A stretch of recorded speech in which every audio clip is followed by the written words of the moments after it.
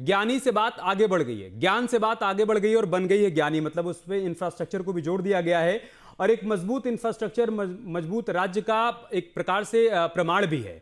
अगर आप चाहते हैं कि निवेशक आपके राज्य में आकर निवेश करें तो आपको बताना होगा कि इंफ्रास्ट्रक्चर के क्षेत्र में सरकार किस तरीके से काम कर रही है। इसीलिए बात ज्ञान से आगे बढ़कर ज्ञानी तक पहुंच गई है। मिश्रा सर, हाँ, इसमें क्या है कि देखिए थोड़ा सा इसमें संशोधन करना चाहेंगे। इसमें केवल इंफ्रास्ट्रक्चर नहीं है, इसमें इंफ्रास्ट्रक्चर और इंडस्ट्रियल इन्वेस्टमेंट दोनों चीजें हैं। ओके। तो इसमें ज्ञानी डबल आई है, वो एक आई नहीं है। इसमें इंफ्रास्ट्रक्चर तो हर क्षेत्र भी होता ही है, साथ ही साथ हमारे जो सेकेंडरी क्षेत्र है जिसमें जो मैन्युफैक्चरिंग हो रहा था, विनिर्माणों को बढ़ावा देना है, उसको उसके लिए इंडस्ट्रियल सेक्टर को बढ़ावा देना होगा। सरकार इसके लिए 2 साल से बिल्कुल प्रयास कर रही है, लेकिन इस बार बजट का फोकस पॉइंट बना करके जो सरकार ने किया और अगले 3 साल का जो उसने एक रोलिंग प्लान बनाया है, उससे इंफ्रास्ट्रक्चर मजबूत होगा, इंडस्ट्रियल ग्रोथ मजबूत होगा और साथ साथ जो गरीब और किसान और इस पर तो फोकस ये बजट कर ही रहा है। और जो इसमें जो मुख्य जो चीज थी, इसमें कहीं पर भी जो फिजिकल डिसिप्लिन है, जैसा लोग अनुमान तमाम सरकार लाडली बहना योजना और इन सब में सरकार का बजट बढ़ गया है, तो सरकार कैसे कर्ज बढ़ रहा है, वो कर्ज की जो सीमा है, ये डेब्ट का और जीएसडीपी का जो रेशियो है वो भी आप देखिएगा 21% के करीब ही है। तो मतलब कहीं से भी न तो फिजिकल डिसिप्लिन है और जिन क्षेत्रों पर फोकस होना चाहिए था और विकास के लिए जो बहुत जरूरी चीजें हैं, क्योंकि हम डबल डिजिट की ग्रोथ की ओर बढ़ रहे हैं, तो वो सारी चीजें जरूरी थी, वो सारी की सारी चीजें बजट में दिखाई पड़ रही हैं। ये वास्तव में बहुत ही अद्भुत बजट है जिसके बारे में मतलब कभी सोचा नहीं जा सकता था कि इतना अच्छा भी बजट बनाया जा सकता है। रवि वर्मा भी हमारे साथ जुड़ चुके हैं, प्रवक्ता हैं कांग्रेस पार्टी के। रवि वर्मा साहब, राजकोषीय घाटे पर इतना हंगामा क्यों? ऐसा तो नहीं कि किसी राज्य में प्रस्तुत किए जा रहे बजट के दौरान पहली बार ये सुनने को आया हो कि राजकोषीय घाटा है, या आप जब सत्ता में थे तब राजकोषीय घाटे जैसी कोई बात नहीं हुआ करती थी? इतना हंगामा क्यों कांग्रेस पार्टी के विधायकों की तरफ से? ज्ञानियों ने किस तरीके से मध्य प्रदेश को अज्ञान के अंधेरे में ढकेल रखा है, उस सब का सब इस बजट में देखा जा रहा है कि किस तरीके से जगदीश देवड़ा ने विश्वासघात किया है। न केवल पूरी मोहन यादव की सरकार ने जनता के साथ विश्वासघात किया है, क्योंकि ये बजट जो है केवल बातों के बतासों से बनाया गया बजट है। इसमें जनता, गरीब, गुरबा, किसान, नौजवानों के लिए किस तरीके से उनके साथ कुठाराघात किया गया सब स्पष्ट है। इसलिए क्योंकि नवंबर 2023 के विधानसभा चुनाव में भारतीय जनता पार्टी ने जनता से जो वादे किए थे वो सारे 2.5 साल बाद भी वित्त मंत्री के बजट में, बजट के भाषण से गायब है। नौजवानों वर्ग के लिए जो चुनावी वादों में कोई स्थान नहीं था, केवल चुनावों में स्थान था, आज बजट में कोई नहीं है। इसलिए नहीं क्योंकि किसानों का जो धान का समर्थन मूल्य था वो 3100 रुपए प्रति क्विंटल था, वो बजट से गायब है। गेहूं का जो न्यूनतम समर्थन मूल्य जो 2700 रुपए प्रति क्विंटल खरीदने की बात थी वो इस बजट से गायब है। घरेलू सिलेंडर जो 450 रुपए की बात थी वो भी इन्होंने ज्ञान को अज्ञान में घुसेड़ कर रख दिया। भारतीय जनता पार्टी ने इन चारों घोषणाओं को बजट में कोई स्थान नहीं दिया है, तो ये सीधे सीधे कुठाराघात है, निराशाजनक है। आखिर मध्य प्रदेश की जो स्थिति है वो इन्हीं चीजों से सुधरनी है। नौजवानों के लिए, किसानों की हालत को स्थिर लाते हैं, अच्छा करते हैं, तब तो समृद्ध विकसित बनेगा। समृद्ध विकसित भारत, तमाम तरह के। ठीक है रवि जी, आपने एक वाक्य में कह तो दिया कि ये धोखे वाला बजट है। रवि कसेरा नहीं, बात स्पष्ट करने दीजिए, स्पष्ट करने दीजिए। कसेरा जी को आपने पर्याप्त समय दिया है, तो मुझे भी थोड़ा सा पर्याप्त समय सर, एक एक पॉइंट उठाइए और उस पर जवाब देते जाइए ना सागर कसेरा जी। क्योंकि देखिए सर, एक पॉइंट, ऐसे तो दर्शक समझ भी नहीं पाएंगे ना कि आप क्या सवाल उठा रहे हैं, उसका जवाब क्या है। सागर कसेरा, पहले वक्तव्य में ही कहा था कि कांग्रेस भ्रम की स्थिति उत्पन्न करने में पीएचडी कर चुकी है, और वो अभी माननीय रवि जी के वक्तव्य में साफ दिखाई देता है। इन्होंने आरोप लगाया और इनकी शब्दावली को जरा देख लेंगे, घुसेड़ दिया है तो पता चलता है कि कांग्रेस जो है किस प्रकार से अराजकता की मानसिकता में घुस चुकी है, और उनके अंतर जीवन में भी ये घुसेड़ने शब्द की तरह इनकी जो पतन की स्थिति है वो कितनी निम्न स्तर पे जा चुकी है। आप देखिए, माननीय वित्त मंत्री जी ने अपने भाषण में आज स्पष्ट रूप से कहा कि मुख्यमंत्री जो है मजरा टोला सड़क योजना को स्वीकृत किया गया है, लाडली बहना, संबल, किसान कल्याण जैसी योजनाएं जारी रखी गई, कौशल विकास का कार्यक्रम शुरू हुआ है, पीपीपी मॉडल से मेडिकल कॉलेज स्टार्ट हुए हैं। इतने अनेक कार्य इस बजट के माध्यम से हमें दिखाई दे रहे हैं। अगर ये वादे पूरे नहीं होते तो जो कहा सो किया वाले पूरे अध्याय की जरूरत नहीं पड़ती ना। बजट केवल नई घोषणाओं का मंच नहीं होता है, बल्कि चल रही घोषणाओं की फंडिंग और स्केल अप माध्यम भी होता है। आज आप देखिए, अभी इन्होंने आरोप लगा दिया किसान विरोधी है, लेकिन अभी हम बात कर रहे थे कि किस प्रकार से किसान हितैषी बजट है। 2026 को किसान कल्याण वर्ष घोषित करना मध्य प्रदेश सरकार की किसान हितैषी नीति का सबसे पहला अध्याय। अभी कांग्रेस कह रही है किसानों के लिए कुछ नहीं है, जबकि किसानों के लिए कुल 1,15,00,000 राशि का संसाधन डेवलप करने का इसमें प्रस्ताव। सोलर सिंचाई पंप की योजना है, भावांतर भुगतान, फसल बीमा, शून्य ब्याज ऋण की योजना है। एमएसपी पर लाखों किसानों से उपार्जन का रिकॉर्ड किया है हमने पिछले 2 वर्षों में। सरल भाषा में समझे तो किसान के लिए सबसे बड़ा समर्थन केवल घोषणा नहीं होती, बल्कि सीधा भुगतान और सिंचाई ऊर्जा में निवेश होता है। आप देखिए, अभी इन्होंने कहा युवाओं के लिए कुछ नहीं है, तो ये तथ्यहीन आरोप के मास्टरमाइंड हैं। कौशल विकास कार्यक्रम, स्टार्टअप इंक्यूबेशन जैसे प्रोग्राम, औद्योगिक निवेश, रोलिंग बजट के लिए लॉन्ग टर्म रोजगार योजना, ये सब युवाओं के लिए ही तो है भैया। युवाओं के लिए रोजगार केवल भत्ता देना नहीं होता। कि महिलाओं के लिए क्या करें इस बजट में? Bharatiya Janata party vote bank के नाम पर तो हमेशा महिलाओं को आगे रखती है, लेकिन इस बजट में महिलाओं के लिए क्या प्रावधान? देखिए, मैं आपको इस पर भी जवाब दे रहा हूँ कि ये बजट जो है अपने आप में एक विकास का मॉडल है। बजट बातों का नहीं है, बल्कि फिस्कल मैनेजमेंट का एक मॉडल है। 44.42 करोड़ का राजस्व अधिशेष, नियंत्रित राजकोषीय घाटा है, ब्याज रहित दीर्घकालिक ऋण का उपयोग किया गया है। और अगर बजट केवल भाषण है, जबकि इन्होंने कहा था, तो वित्तीय अनुशासन और रोलिंग बजट जैसी तकनीकी व्यवस्था क्यों लाई जाती? तो इसलिए इस बात को विशेष तौर से समझना अनिवार्य होगा कि कांग्रेस जो है सिर्फ घोषणा ढूंढती है, लेकिन ये बजट बेसिकली ग्राउंड पर चल रही योजनाओं को मजबूत करने का एक बजट है। नारेबाजी से ऊपर निवेश और परिणाम का बजट है, और इसलिए मध्य प्रदेश अंधेरे से निकालकर विकास की ओर तेजी से रोशनी में आगे बढ़े, मध्य प्रदेश भारत की ग्रोथ का इंजन बने, इस दिशा का ये बजट है। अभी आपने क्या प्रश्न पूछा? मैं मुझे दोबारा आऊंगा आपके पास, फिर से आऊंगा। एक बार इसके मिश्रा सर के पास चले लेते हैं। इसके मिश्रा सर, लाडली लक्ष्मी योजना के तहत 1852 करोड़ का प्रावधान है। इसके अलावा लाडली बहना योजना के तहत 23,882 करोड़ का प्रावधान है। लाडली बहनों की जो अपेक्षा थी उसको पूरा होता हुआ देख पा रहे हैं आप इन दोनों प्रावधानों के जरिए? हम 1,000 से 1,250 ले रहे हैं, उसको हम 1,500 मिले, क्योंकि अब सरकार को एक कॉन्फिडेंस हो गया है कि ये हमारे बजट की सीमा में है और इसमें कहीं ऐसा चीज नहीं है जो हम नहीं कर रहे। लेकिन इसमें जो मुख्य चीज है, इसमें महिलाओं के सशक्तिकरण के लिए तमाम योजनाएं बजट में, जैसे अहिल्याबाई कौशल विकास योजना है। आप देखिएगा, इसमें कहा गया कि हर जिले में हम वुमेन्स हॉस्टल बनाएंगे, गर्भवती महिलाओं के लिए वेटिंग रूम के, मतलब महिला तो उनका सरकार का फोकस बिंदु ही है।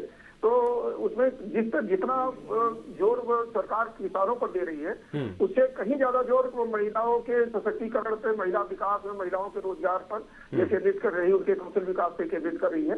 तो ये कहना कि इसमें ध्यान नहीं दिया गया है। और ये ज्ञान शब्द में तो आप कोई भी ऐसा जो ज्ञानी शब्द में जो चीज है, उसमें किसी को आप ये नहीं कह सकते कि किसकी उपेक्षा की गई है, इस पर कम जोर दिया गया है। तो जिस तरह किसानों पर जोर दिया, उसी तरह महिलाओं पर भी सरकार का पूरा इस बजट में जोर है, और उसे स्पष्ट बजटीय प्रावधान भी है।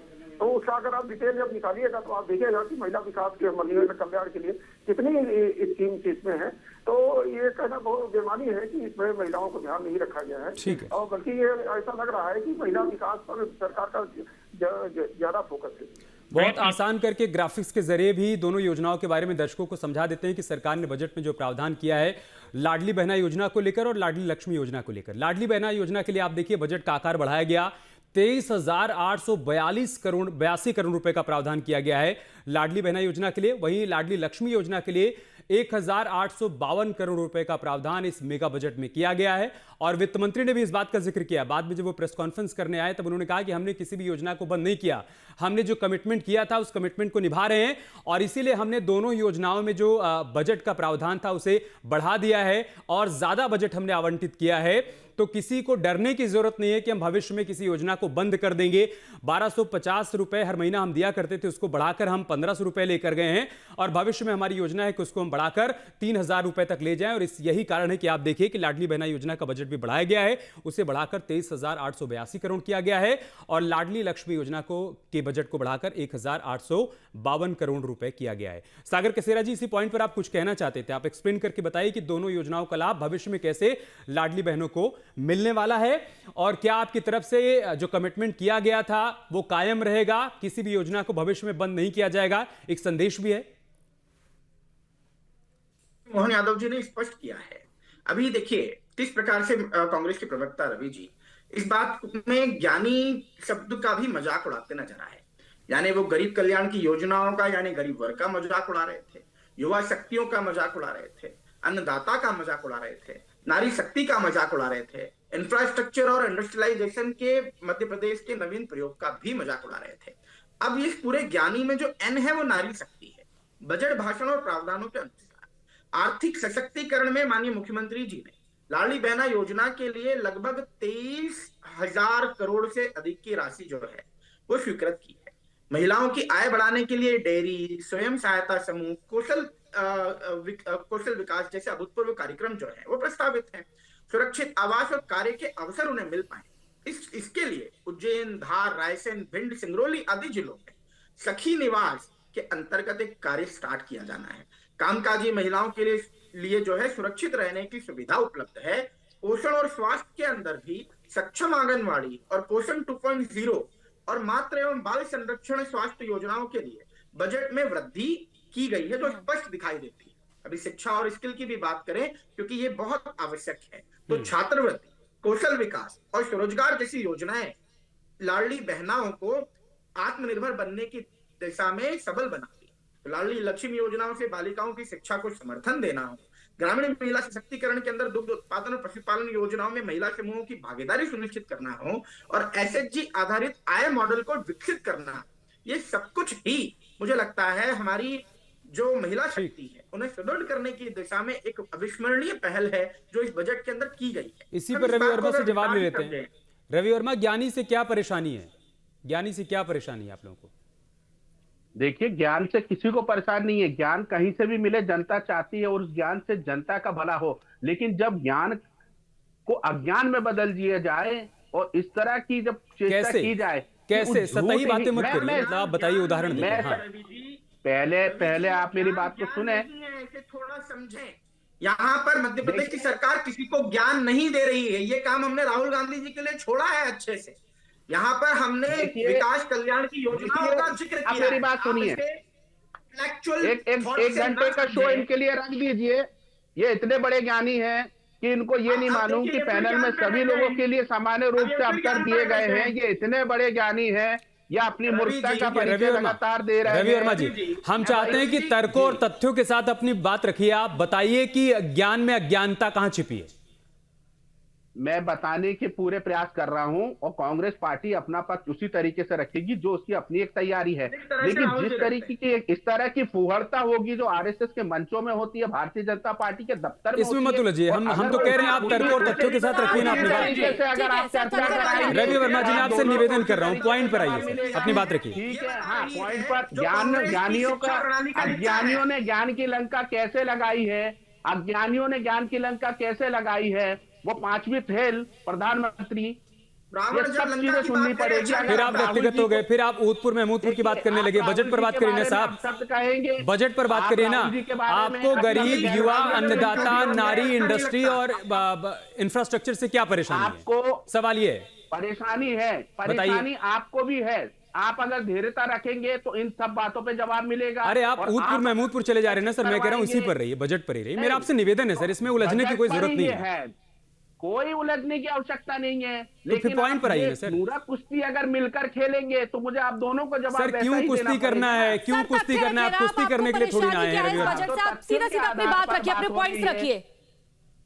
हाँ, ये तीसरी बैटिंग शुरू हो गई है, आप धैर्यता तो रखिए। लड़ने आए हैं क्या रवि वर्मा जी? सर, बैटिंग बॉलिंग नहीं चल रही है यहाँ पर। रवि वर्मा जी, लड़ने आए हैं क्या हमसे? हमसे लड़के क्या हासिल होगा? हमसे लड़के क्या हासिल होगा रवि वर्मा जी? आपको मैं जवाब देना चाहता हूं। तो फिर पॉइंट पर आइए ना सर। आप कह रहे हैं कि ज्ञानी, आप कह रहे हैं कि ज्ञानी जैसा कुछ नहीं है, अज्ञानता है। मैं चाहता हूं कि आप उसको एक्सप्लेन करके बताइए सर। पॉइंट पर आइए ना सर।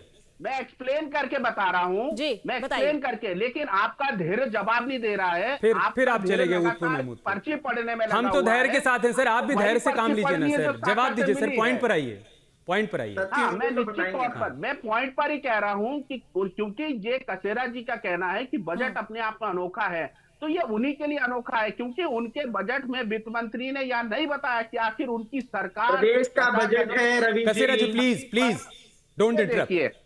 मैं कह रहा हूं ये मिलकर ये नूरा कुश्ती खेल लो आप। एक ये फालतू की बातें मत करिए, मैं उनको रोक रहा हूं, कमाल की बात है। सर, ये मैं मिलना उनको क्या कह रहा हूं होता है? डोंट इंटरप्ट, आप कह रहे हैं मिलके नूरा कुश्ती खेल लीजिए। आप अपनी बात पूरी करिए भाई साहब। तो फिर बात को सुनिए ना, मैं जो रोक तो दिया मैंने सामने उनको, वाली और की कैसे बात को सुनेंगे? सुनने का धैर्य रख रहा हूं ना, फिर ये फुहड़ता क्यों आपके मंच पर? बड़ा बताइए, जो सवाल तय है। करके आए हैं वही बोलेंगे आप। अपनी बात कंप्लीट करिए भाई साहब। रवि जी, भाई साहब वही बात हो रही है जो आप सुनना चाहते हैं, आपको मैं वही जवाब देना चाह रहा हूं कि आखिर जो है ये सरकार ने किसानों के लिए इस बजट में क्यों नहीं रखा? क्यों आखिर जो है ये 450 का जो सिलेंडर है जो इन्होंने वादा किया था अब तक के 2.5 साल में क्यों देने की स्थिति में नहीं है इनका बजट? मैं वही कह रहा हूं कि किसानों का जो गेहूं है न्यूनतम मूल्य है 2700 रुपए का, आखिर इस बजट में क्यों नहीं आया? वो क्यों खरीदना नहीं चाहते हैं? मैं वही कह रहा हूं कि जो धान का न्यूनतम समर्थन मूल्य 3100 रुपए में इनके बजट में आज भी प्रावधान क्यों नहीं है? बातों की बतासी नहीं है, ये ज्ञान का अज्ञान की तरफ ले जाने का काम नहीं है तो क्या है? ये इसीलिए इनको अपने आप में अनोखा लग रहा है क्योंकि आगे इनके सर पास कुछ कोई और है विजन अभी। नहीं है। अगर है इनके पास तो कसेरा जी क्लियर कर दें, मैं बिंदुवार इनसे चर्चा कर लूंगा। आ गई क्योंकि आपकी वो बात, उनके आगे पास सर जवाब होगा ले लूं नहीं अब? है। रवि जी, हाँ आप जवाब लो। ठीक है। सागर कसेरा जी, अब देखिए कितना हास्यास्पद है, पूरे तर्कों से हीन ये कांग्रेस पार्टी जब इस प्रकार से अपना वक्तव्य देती है तो मुझे लगता है यह हास्यास्पद स्थिति में पहुंच जाती है। अभी उन्होंने कहा कि जो है गेहूं के विषय पे प्रश्न उठाया, तो गेहूं एमएसपी में नहीं रखा कहना एक बहुत ही गलत नैरेटिव है। सबसे पहले एक बात साफ करनी होगी, गेहूं पहले से ही केंद्र सरकार के न्यूनतम समर्थन मूल्य एमएसपी सिस्टम में शामिल है। एमएसपी राज्य नहीं बल्कि भारत सरकार तय करती है, इसीलिए किसी राज्य बजट में एमएसपी घोषित होना आवश्यक नहीं होता, जरूरी आप नहीं। डबल इंजन की सरकार पे वोट मांगे थे ना? अरे अरे माननीय, आपके अरे ज्ञान में डबल वृद्धि हो इंजन की जाएगी, सरकार पे वोट मांगे थे ना? आपकी सरकार है ज्ञान ना? में वृद्धि हो 2.5 जाएगी। साल में नहीं MSP करवा रवि भाई, पाएगा। रवि भाई, आपके अज्ञान को वही नूरा कुश्ती करने लगे ना आप, जिसका विरोध कर रहे थे वही नूरा कुश्ती करने लगे, आप टोका टाकी करने लगे। और जब आपकी बारी में कोई टोक देता है तो आपको परेशानी हो जाती है। वोट मांगे गए थे ना? 1 सेकेंड, ऑडियो डाउन करिए प्लीज। और मैं एसके सर आपके पास आ रहा हूं। आप अब ठीक है, यहां से आगे बढ़ते हैं। सवाल यह है कि वित्तीय घाटे को लेकर एक तो हंगामा किया जा रहा है, राजकोषीय घाटे को लेकर हंगामा किया जा रहा है, दूसरा एक कहा जा रहा है कि राज्य के ऊपर कर्ज बहुत ज्यादा बढ़ता आ रहा है। इस पर वित्त मंत्री ने भी प्रेस कॉन्फ्रेंस में साफ कर दिया कि उनको कर्ज दिखाई दे रहा है, हमको निवेश दिखाई दे रहा है इसमें कुछ। और मुख्यमंत्री की तरफ से कहा गया कि इसमें कुछ भी नया नहीं है, जब से राज्य का निर्माण हुआ है तब से कर्ज की व्यवस्था चली आ रही है। क्या कर्ज को लेकर चिंतित होना चाहिए सर? 4,95,000 करोड़ रुपए का जो कर्ज हो गया है बजट के आकार से कहीं ज्यादा, उसको लेकर चिंतित होने की जरूरत है? नहीं, उसको तो अगर आप देखिएगा तो ये तो जो माइक्रो इकोनॉमिक मैनेजमेंट होता है उसका एक सिस्टम ही रहता है कि ये कर्ज और ये सब चीजें एक सिस्टम का हिस्सा होती है, तो चाहे केंद्र सरकार हो या स्टेट गवर्नमेंट हो।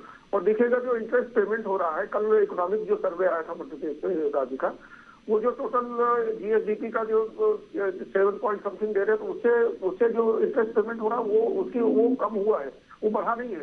इसलिए सरकार को उसकी चिंता नहीं है और सरकार के लिए चिंतित होने की जरूरत भी नहीं है, क्योंकि उसके कारण सरकार जो उसकी डेवलपमेंट की स्कीम है, जो विकास की योजनाएं हैं, जो आगे भविष्य में आर्थिक विकास के वो है, ये गरीबों को कल्याण की योजना है, उसको रोकने की जरूरत नहीं है, क्योंकि इकोनॉमिक सर्वे बिल्कुल स्पष्ट है कि इंटरेस्ट रेट उसके भीतर है।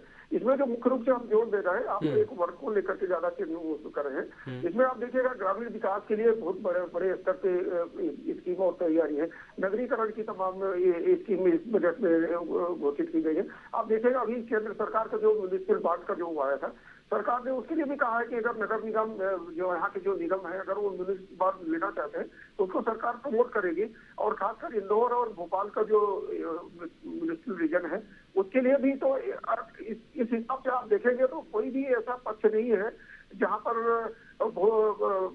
अच्छे विकास के कल्याण, समाज कल्याण के कार्य किए गए हों और विकास के कार्य दिखाई दे रहे हों।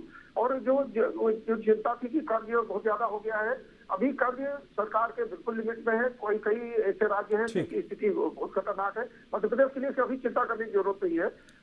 बस ये है कि विकास की दर नहीं समझना।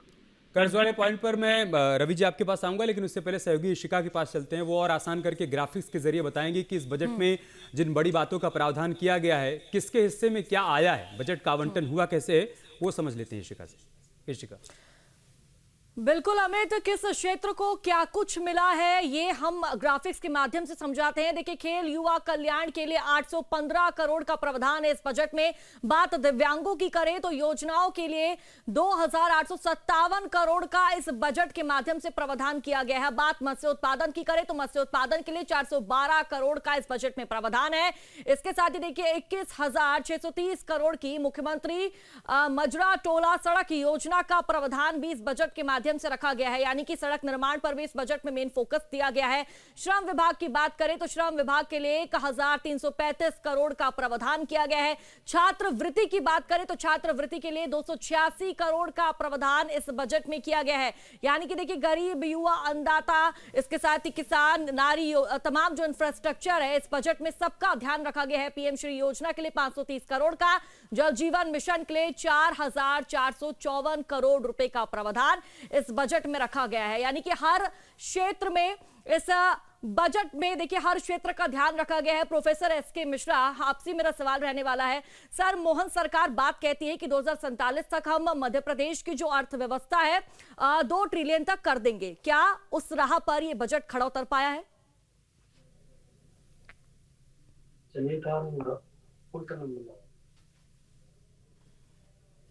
कर जाएगी, उसमें मध्य प्रदेश का $2 ट्रिलियन का ये योगदान होना है। ये टारगेट सरकार ने फिक्स कर रखा है। और जिस हिसाब से मध्य प्रदेश की ग्रोथ रेट है, चाहे वो जीएसडीपी में हो, पर कैपिटा इनकम में हो, तो निश्चित रूप से वो 2047 में 2 ट्रिलियन ही नहीं, बल्कि लगता है कि मध्य प्रदेश उससे पहले ही हिस्से को अचीव कर लेगा। और उस दिशा में ये बजट है, इसमें कहीं दो राय हमको नहीं है।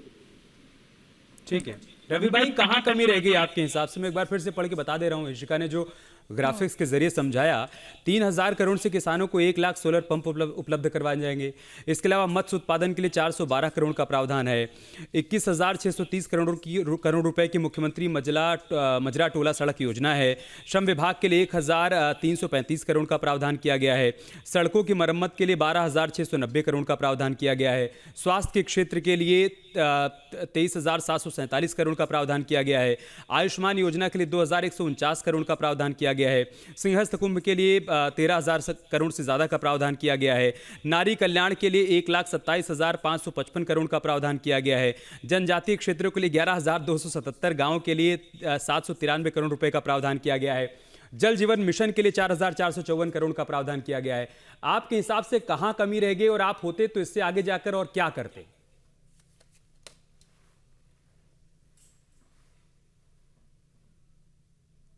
रवि जी, आवाज आ रही है क्या सर? हाँ जी जी। हाँ, आपसे मेरा सवाल था सर कि आपके हिसाब से कहां कमी रहेगी? इतना सब कुछ मैंने गिनाया, अगर आप होते तो इससे आगे बढ़कर और क्या करते आप? देखिए, बहुत ही स्पष्ट है, मैं फिर पुनः कह रहा हूं इस बात को कि मध्य प्रदेश की जो डबल इंजन की सरकार है वो जनता के लिए डबल मुसीबत के लिए साबित हुई है। अब मैं एक्सप्लेन कर रहा हूं, इसलिए साबित हुई है क्योंकि मध्य प्रदेश की जनता ऑलरेडी इस तरीके से कर्ज में डूबी हुई है और सरकार ने जिस तरीके से कर्ज के ब्याज को चुकाने के लिए भी कर्ज ले रखा है, तो मध्य प्रदेश के सामने, जनता में के सामने इस सरकार ने कोई ऐसा रोड मैप प्रस्तुत नहीं किया है। केवल करेंगे करेंगे करेंगे की रट लगा रखी है, लेकिन उस कर्ज से उभारने के लिए क्या रोड मैप है? आप कैसे कर्ज पर कर्ज लिए जा रहे हैं, कर्ज के ब्याज को चुकाने के लिए भी कर्ज ले रहे हैं। तो तमाम जो वादे हैं, मैं वही कह रहा हूं, मैं पुनः उस बात पे आ रहा हूं, बहुत गंभीर बात है कि आपने जो घोषणाएं करी हैं, जो पुराने वादे हैं वो अभी तक पूरे नहीं हुए, फिर आप वादों की नई झड़ी लेकर आए हैं। आपने बता तो दिया, पिछले बजट में भी ये तमाम चीजें बताई थी, ये करेंगे, वो वादे अधूरे हैं ना। उन वादों पे तो चर्चा की जाएगी ना। जब वो वादे पूरे नहीं हुए, हम फिर नए वादों की झड़ी लेकर आए हैं। फिर हमने ये बता दिया है कि मंजरा टोला सड़क, फलाना टोला सड़क, लेकिन किस तरीके से सरकार ने जो है वो पुराने वादे किए नहीं है। आप वादों पे वादे केवल दे रहे हैं। डबल इंजन की सरकार केवल जिस तरीके से डबल मुसीबत बनकर खड़ी हुई है, आप अपने केंद्र से पैसा ला नहीं पा रहे हैं। 50,000 करोड़ रुपए आपका बकाया है 25 विभागों का। ये मुख्यमंत्री की सक्षमता का सवाल है। डबल इंजन की सरकार मध्य प्रदेश की जनता के लिए डबल धोखा है। डबल इंजन की सरकार मध्य प्रदेश की जनता को वो सब कुछ दे रही है जो कमलनाथ और दिग्विजय सिंह के शासन में मध्य प्रदेश नहीं प्राप्त कर पाया, मध्य प्रदेश वंचित रहा। मैंने अभी भी कहा कि मध्य प्रदेश जो है भारत की ग्रोथ का इंजन बनने की दिशा में अग्रसर है। अभी इन्होंने जो प्रश्न उठाया उसके जवाब दे देता हूं तथ्यों के साथ और इनकी तरह नहीं कि सिर्फ ये बयानबाजी कर रहे हैं, तथ्यों के साथ देता हूं। कर्ज का जो बोझ की ये बात कर रहे हैं, उसका स्ट्रक्चर्ड रोड मैप जो है वो मैनेज किया है इस बजट में, उसकी पूरी रूपरेखा दिखाई दी है। रोलिंग बजट, आगे के 3 साल का फाइनेंशियल जीपीएस इससे तय होना है। इस बजट में पहली बार रोलिंग बजट मॉडल लाया गया है। मतलब सिंपल है कि सरकार सिर्फ 1 साल का नहीं बल्कि 27, 28 और 28, 29 का भी वित्तीय रास्ता इस बजट के माध्यम से तय किया है। आसान उदाहरण है, अगर समझेंगे तो अच्छा रहेगा। जैसे कोई कंपनी 3 साल का बिजनेस प्लान बनाकर लोन लेती है, वैसे ही राज्य ने रोलिंग प्लान बनाया है ताकि कर्ज जो है बेसिकली कंट्रोल में रहे। महंगे कर्ज को सस्ते कर्ज में बदलने की एक स्पेशल रणनीति मध्य प्रदेश सरकार ने इसमें अपनाई।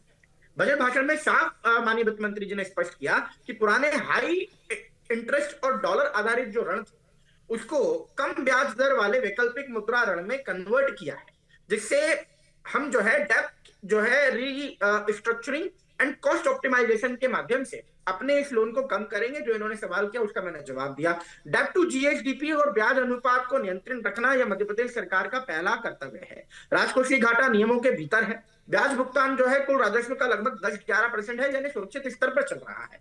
यानी सरकार कर्ज को इस प्रकार से डेवलप किया है कि भविष्य की कमाई उससे तेजी से विकसित हो। यानी कर्ज को लेकर मध्य प्रदेश सरकार को किसी प्रकार की चिंता करने की आवश्यकता नहीं है। ये हमारा एसेट मैनेजमेंट और एसेट क्रिएशन की एक योजना है।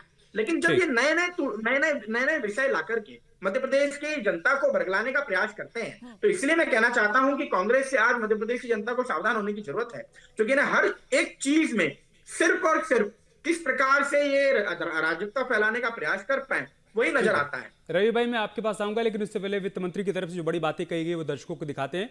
और जिस कर्ज का आप जिक्र कर रहे हैं ना सर, वो बहुत पीछे से गड्ढा खोदते हुए आ रहे हैं। मतलब आप जब सत्ता में थे ना सर, तब भी वो 3,75,000 करोड़ के आसपास था। तो ऐसा नहीं कि कोई वो नया कर्ज है या नया गड्ढा खोदा गया है। जब से राज्य का निर्माण हुआ है तब से कर्ज की व्यवस्था चली आ रही है। वो बढ़ा है क्योंकि सरकार ने बजट का आकार भी बढ़ा दिया है। एक बार सुनते हैं वित्त मंत्री ने क्या क्या प्रावधान किए हैं, और उन्होंने विस्तार से बताया है कि बजट में किस किस क्षेत्र के लिए क्या क्या अलॉट किया गया। सुनते हैं।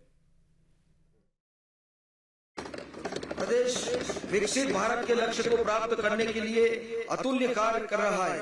अतएव प्रदेश के कर्मनिष्ठ व संकल्पित मुख्यमंत्री डॉक्टर मोहन यादव जी के कुशल नेतृत्व में समृद्ध मध्य प्रदेश 2047 का दृष्टि पत्र तैयार किया गया है। वर्ष 47 तक राज्य के सकल घरेलू उत्पाद को बढ़ाकर $2 ट्रिलियन अर्थात ₹250 लाख करोड़ पहुंचाने एवं प्रति व्यक्ति वार्षिक आय ₹22,35,000 के लक्ष्य को प्राप्त करने के लिए हर संभव प्रयास किए जा रहे हैं। मैं सदन को विश्वास दिलाता हूं कि हम प्रदेश के दृष्टि पत्र के सभी लक्ष्यों को प्राप्त करना सुनिश्चित करेंगे।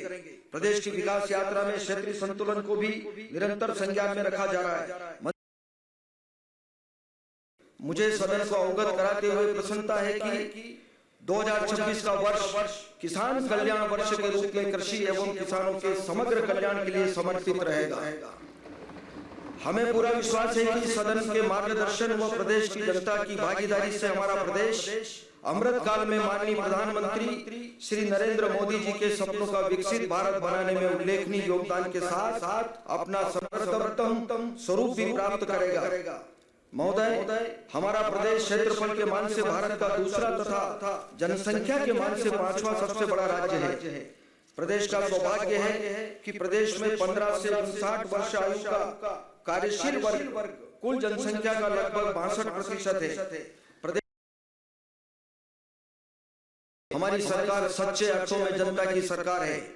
हमारी सरकार निर्धन एवं कमजोर वर्गों को अंतिम पंक्ति से प्रथम पंक्ति में लाने के लिए जमीन आसमान एक करने वाली सरकार है। हमारी सरकार महिलाओं में आत्मनिर्भरता लाने वाली लाडली बहना योजना, गरीब कल्याण की संबल योजना, असहाय एवं निराश्रितों के जीवन में को सुगम बनाने वाली सामाजिक पेंशन योजनाएं और लाखों लोगों को स्वरोजगार योजनाओं से जोड़कर एक नई आर्थिक क्रांति लाने वाली सरकार है।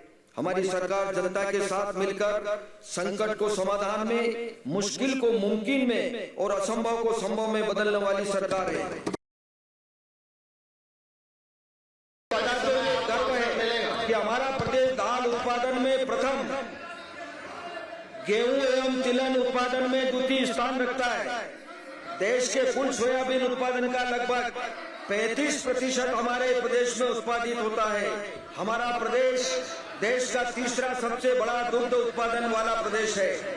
प्रदेश का संतरा, टमाटर, धनिया एवं लहसुन उत्पादन में देश में प्रथम स्थान, सब्जियों एवं फूल उत्पादन में देश में दूसरा स्थान है।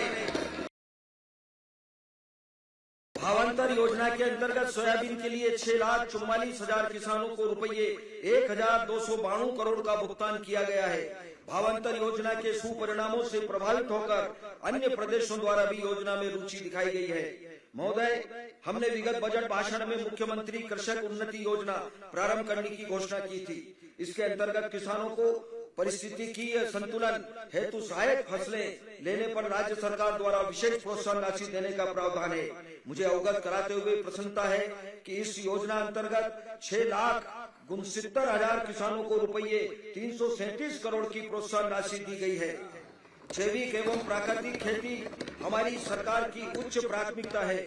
हमारे प्रदेश में देश का सर्वाधिक प्रमाणित जैविक खेती क्षेत्र है। एपिडा संस्था द्वारा 10,13,000 हेक्टेयर तथा वनोपज संग्रहण सहित कुल 21,42,000 हेक्टेयर जैविक प्रमाणीकृत क्षेत्र पंजीकृत है। National mission for natural farming अंतर्गत 1,89,000 किसानों द्वारा 75,650 हेक्टेयर में प्राकृतिक खेती का लक्ष्य है।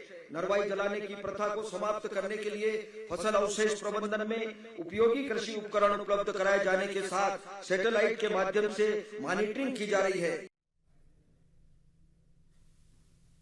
तो वित्त मंत्री जगदीश देवड़ा की बड़ी बातें आपने सुनी। उन्होंने बताया कि किस तरह इस बजट में हर एक क्षेत्र को ध्यान में रखा गया है। मेरा सवाल आपसे है, सागर कसेरा जी, आपके पास आते हुए, सर, हमने किसानों की बात करी, नारी महिला शक्ति की बात करी, हर एक वर्ग की बात करी, लेकिन इस बजट में कुपोषण को लेकर क्या प्रावधान है? सर, हम मध्य प्रदेश में अक्सर देख रहे हैं, लगभग 36 जिले ऐसे हैं जो कि जहां सबसे ज्यादा महिलाओं की बात कर ले, बच्चों की बात कर ले, जो कि देश का भविष्य है, वो कुपोषण के शिकार है। ऐसे में इस बजट में क्या प्रावधान उनके लिए? देखिए, आपका विषय बहुत जायज है और इसीलिए मध्य प्रदेश की सरकार ने हर क्षेत्र में प्रयास किए हैं और इसमें कुपोषण को लेकर के जो विशेष प्रावधान है उसके विषय में मैं आपको जानकारी दे देता हूँ। क्योंकि कुपोषण केवल जो है आंगनवाड़ी से चिन्हित नहीं होता, बल्कि ये पूरे हमारे समाज का एक ऐसे वर्ग को अट्रैक्ट करता है जिससे अपने वर्ग को उबारना मध्य प्रदेश सरकार की पहली प्राथमिकता में रहा है। तो बजट में सक्षम आंगनवाड़ी और पोषण 2.0 जैसी योजनाओं के तहत हजारों करोड़ का प्रावधान किया गया है। इसका मकसद गर्भवती माताओं, बच्चों और किशोरियों के पोषण स्तर को सुधारना है। एमपीआई यानी बहुआयामी गरीबी सूचकांक को आधारित ये बजट है, जिसमें इस बजट में एमपीआई मॉडल को अपनाया, जिसमें सिर्फ आय नहीं बल्कि स्वास्थ्य, पोषण, जीवन स्तर को शामिल किया जा चुका है। यानी कुपोषण को पहली बार सीधे बजट फ्रेमवर्क का हिस्सा बनाया है। ये अपने आप में इस बजट को बेहतरीन बनाता है। स्वास्थ्य और जीवन स्तर पर जो खर्च है उसे बढ़ाया है। आंकड़ों के अनुसार स्वास्थ्य क्षेत्र में बजट में उल्लेखनीय खर्च कितना बढ़ा है सर? पहले पर मंथ 12 रुपए मिलता था, वो कितना कर दिया गया है?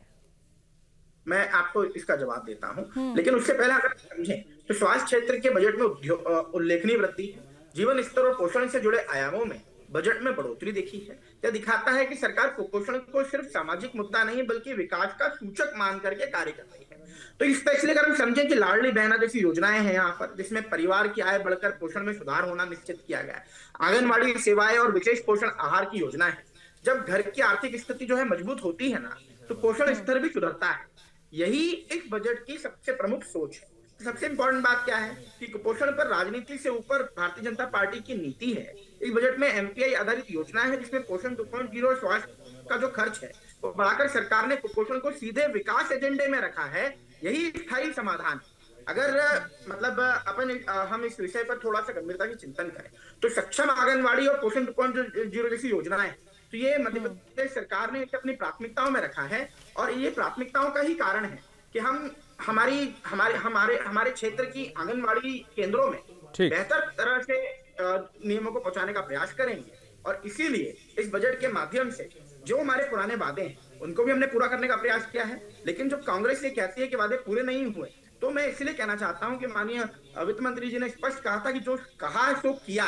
ठीक है, अपने आप में रवि वर्मा जी से इसी पर जवाब लेते हैं। रवि वर्मा जी, बीजेपी कह रही कि हमने जो कहा हमने वो किया, हमने प्रति व्यक्ति आय भी बढ़ाई है और अब 1,69,000 रुपए जो औसत आय है प्रति व्यक्ति वो है। लोगों के जीवन स्तर में बदलाव आया है, जो कहा है वो हमने किया है। देखिए, अगर झूठ बोलने का कोई गोल्ड मेडल होता ना अगर ओलंपिक में, तो वो भी इनको मिल जाता, क्योंकि केवल शब्दों की जादूगरी है, शब्दों का लब्बो लुआब है। ये क्यों इस वक्त एक्सेप्ट करना नहीं चाह रहे हैं? आखिर मध्य प्रदेश की जनता या समूचा विपक्ष जब कह रहा है और पूछ रहा है कि डबल इंजन की सरकार से आप मदद लाने में क्यों विफल साबित हो रहे हैं, आपका खुद का ऐसा कोई स्रोत नजर नहीं आ रहा है कि आप उस इनकम को जनरेट कर सके, आप वित्तीय घाटे से उधार सके? केवल शब्दों की जादूगरी पर आप कब तक चर्चा को ट्रोल कर पाएंगे, कब तक धकेलेंगे? केवल बातों की ढकापेल बातों से आप थोड़ी देर के लिए मनोरंजन कर सकते हैं, लेकिन यथार्थ ये सच्चाई है कि 25 विभागों का जो इनका पैसा रुका हुआ है वो आखिर मध्य प्रदेश की जनता का पैसा है। जो 3000 देने की बात कही थी, 2.5 साल में 3000 नहीं बढ़े, वही जनता बार बार उनको चुन के सत्ता पर बिठा रही है। आप जिस जनता के साथ कह रहे हैं कि सरकार धोखा कर रही है, वही उनको बार बार जिता के सत्ता में बिठा रही है। और रही बात सर सवाल पूछने की, अभी तो सत्र चलेगा ना सर, रवि भाई, आज बजट पेश हुआ है, अभी सत्र चलेगा, जितने सवाल होंगे बजट को लेकर आप करते रहिएगा ना। आप सदन के भीतर करेंगे तो पब्लिक तक और बेहतर तरीके से पहुंच पाएगा। हमें चर्चा को यहीं पर रोकना पड़ेगा। समय इतना ही था रवि भाई, बहुत बहुत शुक्रिया। सारे सवाल आप सदन के भीतर रखिएगा। बहुत बहुत शुक्रिया आप सभी का हमारे साथ चर्चा का हिस्सा बनने के लिए। खबरें जारी हैं, अब बने रहिए हमारे साथ।